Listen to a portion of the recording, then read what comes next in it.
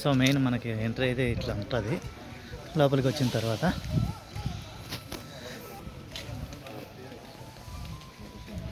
scene bro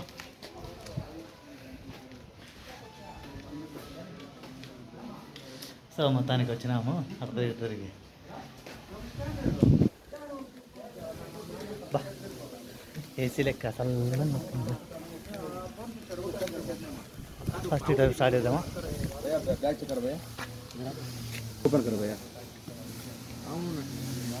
last button अंदर दिसुंటారు 1 minute